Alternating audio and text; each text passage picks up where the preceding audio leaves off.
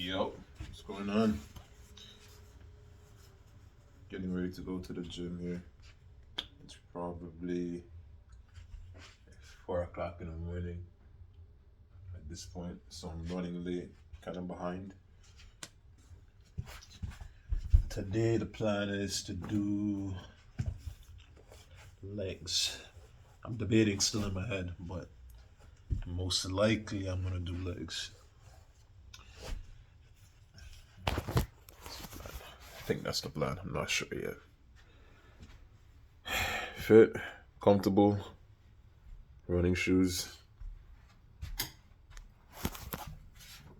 Let's get it.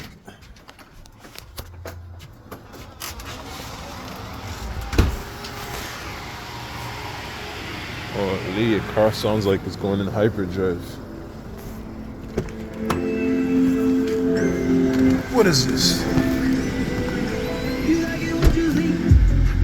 No, thank you.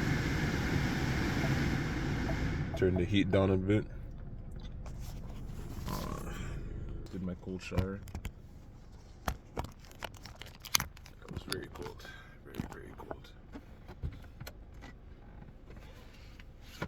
So yeah, I don't know. I think I'm gonna do legs. I'll decide when I actually get there. I'll finalize on my decision.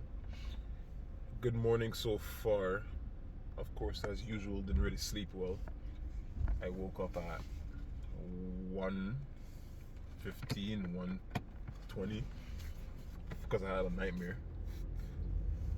And then I wasn't able to quiet my mind and go to sleep after that. So I ended up getting up after maybe a half an hour of trying to go back to sleep. Did some studying, did some reading, and then went back to sleep. Well, tried to, couldn't go to sleep. Alright, tried to, couldn't go to bed. Then I decided to try and listen to a meditation. That worked. It got me in the right mindset. It quieted my mind a little bit. It got me kind of drowsy. And I would say maybe it was a 14-minute meditation, guided meditation. And then I would say maybe 5-10 minutes after that, I fell asleep. And then I woke up at 3:15. Felt groggy, couldn't get out of bed. I set my alarm to go maybe 5 minutes longer, so I snoozed it for 5 or 10 minutes. I can't remember exactly how much. And then I woke up again at maybe 3:30, 3:35, and then after that I was like, alright, like I need to get up or I'm just gonna be behind and late and even more stressed out because I'm late on everything in my day. So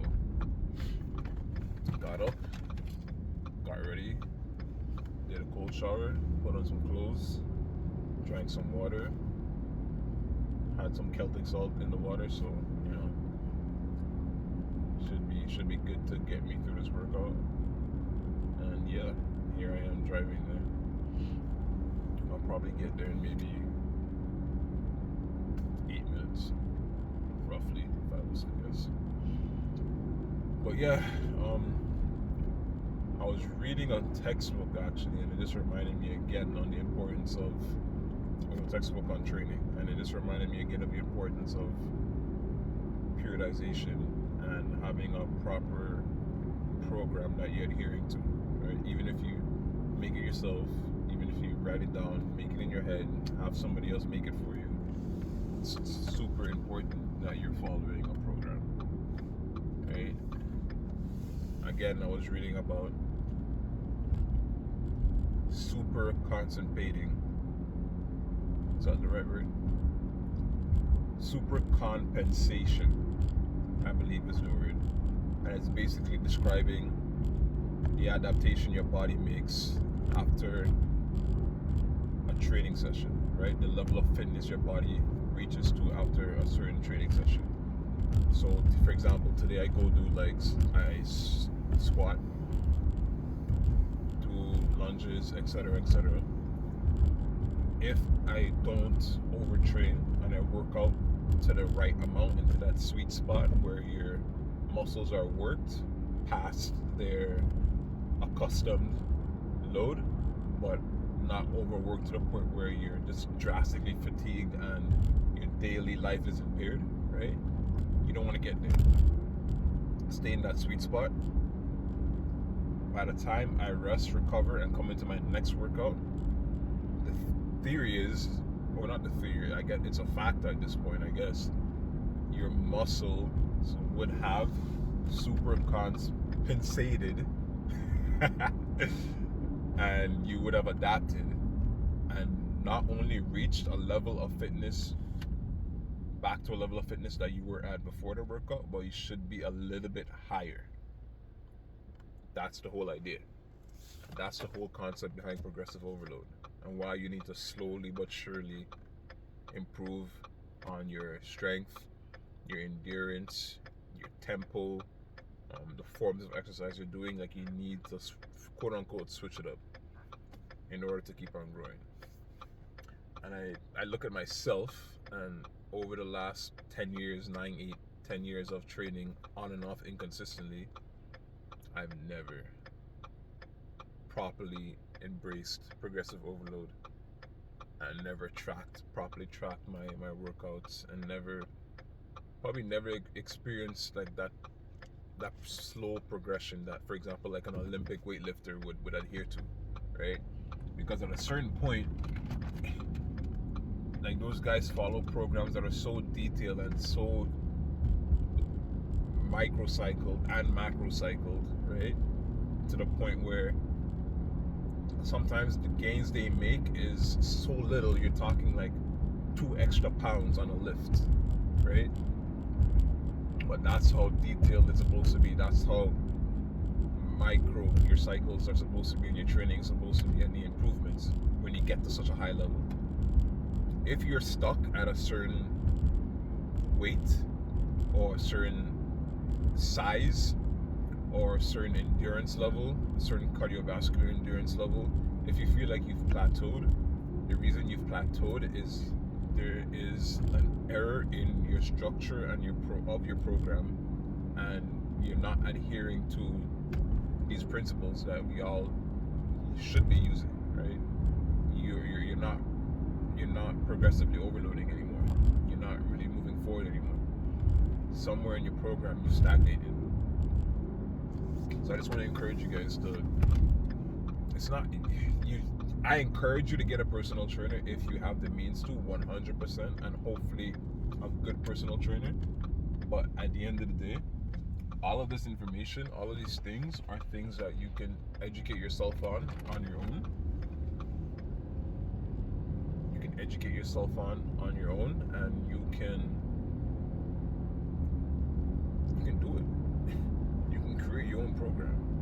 You can study the concepts of what progressive overload is, and the body adaptation, and how you're supposed to structure a program in order for you to slowly, not like over 6 months, over years, progress and get stronger, get faster, get bigger, get more flexible.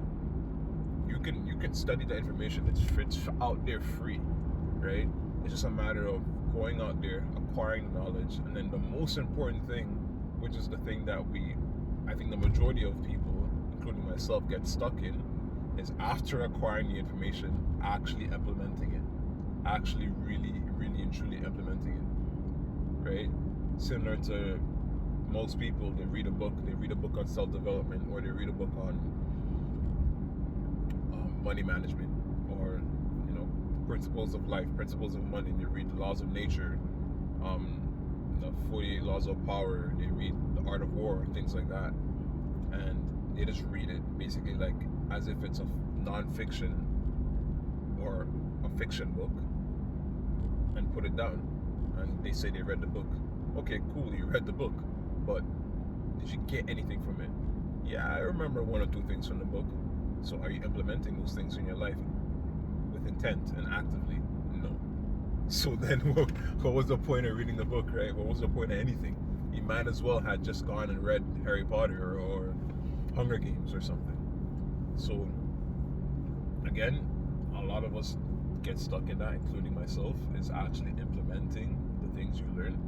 And like I said, once you actually implement them, you'll be good and you'll be fine.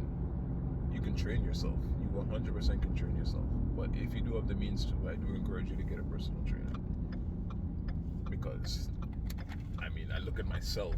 I'm not gonna say I wasted years of my training, but I 100% did not get the max value of my hours in the gym, like by a long shot, by not adhering to these principles and educating myself and actually implementing the things that I did learn. So I'm at the gym now. That's my message for you guys. For anyone listening, anybody watching, training is a serious endeavor. It's a science. If you want to maximize your gains, maximize your potential, I encourage you to educate yourself and implement the education on training, health, nutrition, fitness. It's all a science at this point. It's not guesswork. It's not bro science. It's real science.